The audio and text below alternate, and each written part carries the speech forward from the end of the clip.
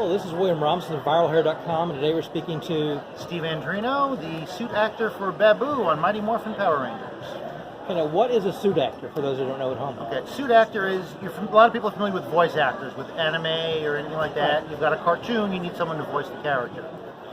Well, suit actors are people that get into mostly non-human looking costumes to portray that character, but they usually only do the suit and someone else is still doing the voiceover. Obviously, the most famous example, I think, would be James Earl Jones being the voice of Darth Vader. Right.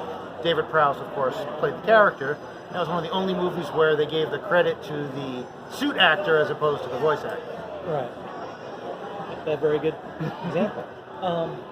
So have you done any suit acting or anything else after that, or was that kind of your Unfortunately, big gig? that was about it.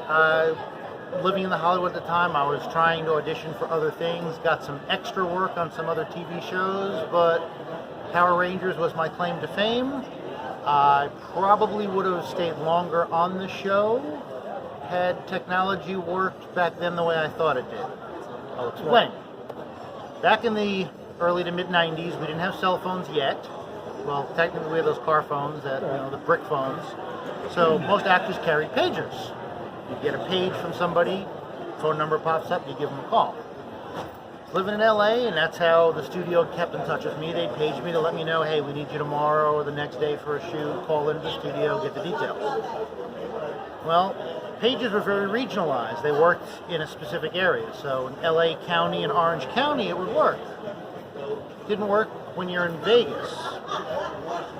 Oh. So I actually met my wife while I was acting. We eloped, moved to Vegas, and my thought was, I've still got my pager. We'll have jobs in Vegas, but if they call me, I can still call back to the studio. I've got people I can stay with. I can still go there the next day, be on set, film. Never got a call from them again. But I also knew that my character was pretty much up because it was the end of the third season, and I knew they were changing stuff over. I didn't know that they would have kept me on and put me in a different costume or a different role, because I never got a phone call, but they found out later they tried contacting me, and as far as they were concerned, I just dropped off the face of the earth, which I pretty much did. Okay. So that happened. So you tried to make a go of it some way, and then you came back to regular life then? Or? Yeah, like I said, moving to Vegas was a joint decision my wife and I made. She was trying to break into the entertainment industry like I was. And we both came to the conclusion that acting is a very expensive hobby until you make it. And LA was expensive to live in as well. Our home situation wasn't ideal, so we decided, hey, Vegas is cheaper to live. We took a week, went out to Vegas, tried to find places to live, tried to find jobs, and we're like, you know what, while we're here, let's just go ahead and get married and be done with it. Right. And over the course of a week, we found a job, we found a place to live, went back home, packed up, said, oh, by the way, we're moving to Vegas. Yeah. And that was it. And again, I was hoping to still get a phone call or a page, didn't. And I was okay with it at the time. Because I had a wife, I had something that I'd always wanted. Right. Not long after my first daughter was born. So you know what, I'm good with being out of the entertainment industry. If it was meant to be, it would have happened. It didn't. This was the reason we were both in the industry, was to meet. Right. And then several years later, after moving around the country, I ended up in Houston, going to a church with someone who put on a convention called Space City Con, which no longer is around.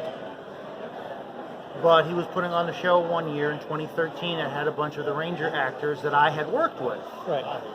And my daughter mentioned to him that he knows that, oh, my dad knows this one and this one and this one. And she's like, what do you mean your dad knows them? He worked with them. What do you mean he worked with them? Well, he was one of the monsters on the show. She's like, whoa, does he want to come down to the convention? I'd never even been to a Comic-Con before, let alone been a guest at one. I'm like, yeah, sure. A little culture shock. Then I'm like, okay. Then I'm like, well, you need pictures. I said, I don't have, I wasn't doing that for a living. I had given that up here. I said, I don't have any pictures to use. And I had some snapshots from a disposable camera I took onto set one day when I first started being able to play the monster. And Had a couple of those blown up into 8x10s and sold those as autograph pictures.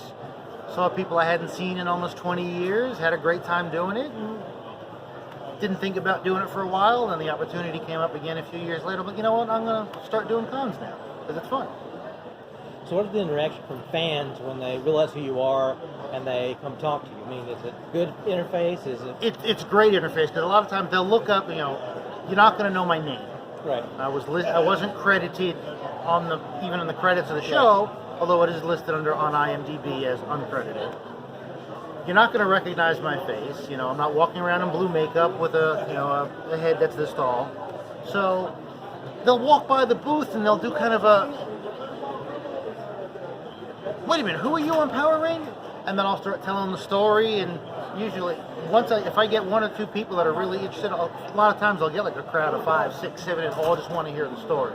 Right. And that, to me, that's what it's about. I love being able to tell people things they don't know or hadn't thought about, give them some inside information. Said the pictures are behind-the-scenes pictures, really. So that's why I come out to do, because I have fun talking about myself, like I'm doing right now. What would you tell someone that wasn't prepared for Hollywood, that whole thing, if they think, okay, I've got it, and they don't know if they've got it or not? Somebody else determines that sometimes. Every time. The best actors in Hollywood may never make it on anything. You don't know why you don't get a part. If you go for any kind of job interview, you can walk out of the interview going, yeah, I nailed that interview, or man, no, I blew that question, or I didn't have the qualifications. You kind of have an idea. Not every time, but most times you have an idea if you're in the running for a job or not. With acting, your initial audition, then you meet with the casting director, you meet with the producer, you can audition for 10 different people that all love you, and you may look like the producer's ex, and they're going, there's no way I want that person anywhere on set. You don't know. Right. So you could be, or you could just you're the most talented one, but you don't look like you're a couple with the woman we picked for the lead, so it's not going to, you never know what it is. You have to understand you're going to hear no more times in your life since you were 2. And you're not going to get reasons why. If you have good parents, maybe they told you, don't touch the stove, it's hot, you'll burn yourself. Acting, you don't hear anything, or you just get a thanks, and you're already forgotten about before you leave the room. So a regular world job might be based somewhat on fact because of resume and qualifications, whereas Hollywood might be more emotional based. That one person it's much more emotional based. Again, who you know certainly helps. Right. And that's a lot of reason people go to these things too. You start to network with other actors or fan projects. I got real friendly with a gentleman I met by the name of Gaz Gretzky, or Gazbot he goes by, who was an artist I met at our Morphicon Express convention. He had a YouTube and Twitch channel called Action Activate. I've been on there a few times.